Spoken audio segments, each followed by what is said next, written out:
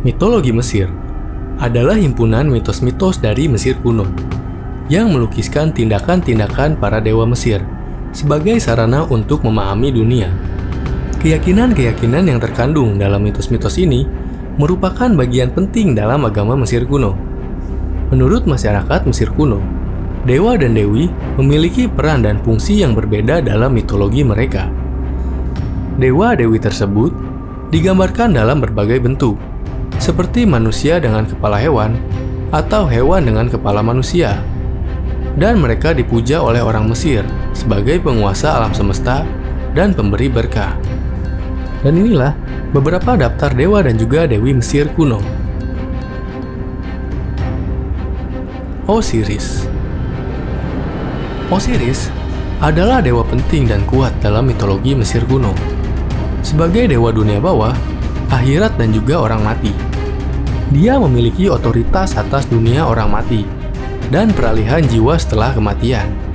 Dia juga dikaitkan dengan siklus alam dan pertanian, dan dipuja sebagai raja dan juga penguasa. Dalam mitos, Osiris dikreditkan dengan membawa peradaban dan pertanian ke Mesir, dan dianggap sebagai Firaun pertama.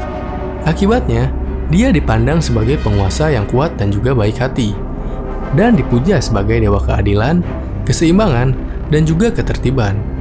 Dalam seni Mesir, Osiris sering digambarkan memegang penjahat dan juga cambuk, simbol otoritas dan juga kekuasaan. Isis. Isis adalah dewi penting dalam mitologi Mesir kuno, yang dipuja sebagai pelindung alam, kesuburan, dan juga keibuan. Dia juga diasosiasikan dengan cinta, kecantikan, dan juga kebijaksanaan, dan dipuja sebagai pelindung orang mati. Dia sering digambarkan sebagai seorang wanita dengan tanduk sapi dan piringan matahari di kepalanya, simbol kehidupan dan juga kekuasaan. Dalam mitologi Mesir kuno, Isis dipandang sebagai dewi yang kuat dan juga berpengaruh. Dalam mitos, Isis dikreditkan karena menggunakan kekuatan magisnya untuk melindungi dan juga membela orang yang dicintainya. Oleh itu, dia dipandang sebagai penjaga orang mati dan penolong bagi orang yang hidup. Horus.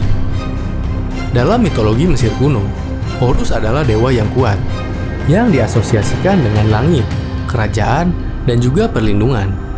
Dia sering digambarkan sebagai elang atau sebagai pria berkepala elang, karena elang dipandang sebagai simbol kerajaan dan juga perlindungan di Mesir kuno.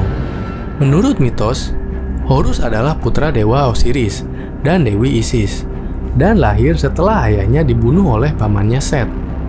Akibatnya, Horus terlibat dalam konflik yang panjang dan juga rumit dengan Set, yang akhirnya terselesaikan ketika Horus dinyatakan sebagai penguasa Mesir dan Firaun yang sah.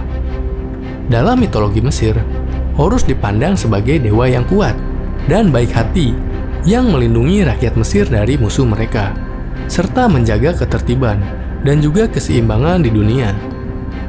Dia dipuja sebagai dewa yang kuat yang dapat bertahan melawan musuh dan juga kekacauan. Set. Set adalah dewa yang diasosiasikan dengan kekacauan, gurun, dan juga tanah yang asing. Menurut mitos, Set cemburu pada saudaranya Osiris dan berencana membunuhnya. Dia akhirnya berhasil membunuh Osiris dalam beberapa versi mitos.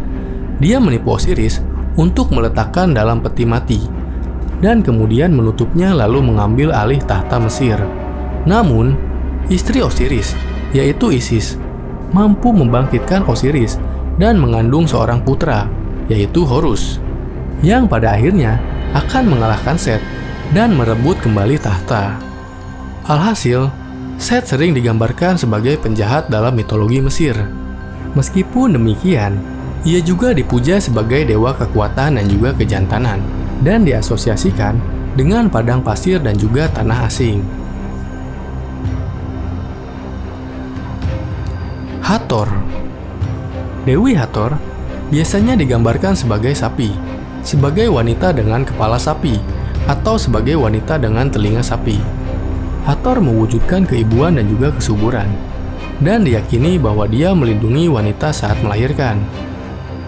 Hathor adalah dewi penting dalam mitologi Mesir kuno, yang diasosiasikan dengan cinta, kecantikan, kesuburan, dan juga keibuan. Dia juga diasosiasikan dengan musik, tarian, dan juga kegembiraan, dan dipuja sebagai pelindung seni. Dalam mitologi Mesir, Hathor dipandang sebagai sosok ibu dan juga pengasuh, dan sering dipanggil sebagai pelindung wanita, anak-anak, dan juga keluarga. Dia juga diasosiasikan dengan langit dan juga bintang-bintang, dan dipuja sebagai dewi surga. Hathor disembah secara luas di seluruh Mesir kuno. Anubis.